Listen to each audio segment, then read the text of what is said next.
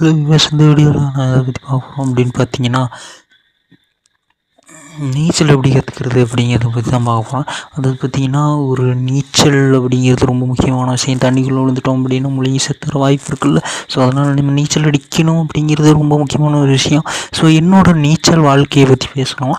அதுக்கப்புறம் எப்படி அடிக்கலாம் அப்படின்னு பேசலாம். அதிலேருந்து ஏதாவது கற்றுக்க முடியுமான்னு பாருங்கள். ஃபஸ்ட்டு நீச்சலுக்கு பார்த்திங்கன்னா, எனக்கு நீச்சல் அடிக்கணும்னு ரொம்ப ஆசை. எல்லோரும் நீச்சல் அடிக்கிறதுக்கு பார்த்திங்கன்னா இந்த வாழை மட்டை இருக்கும், அந்த வாழை மட்டையில் நீச்சல் அடிக்கணும்னு சொல்லுவாங்க. ஸோ நான் என்ன பண்ணேன், எங்கள் வீட்டில் இருக்கிற வாழை மட்டையை எடுத்துகிட்டு நீச்சல் அடிக்க போனேன்.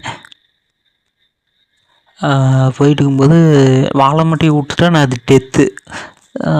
என்ன ஆச்சுன்னு பார்த்தீங்கன்னா, அந்த தண்ணி கொஞ்சம் இழுத்துகிட்டே போணுச்சு. அப்படியே இழுத்துகிட்டே போணுச்சு. கூட யாருமே எல்லாம் போயிட்டாங்க. அப்படியே இழுத்துகிட்டே போயிடுச்சு. நான் கரையிலேருந்து ஒரு 100 மீட்டர் தூரத்துக்கு மேலே வந்திருப்பேன்.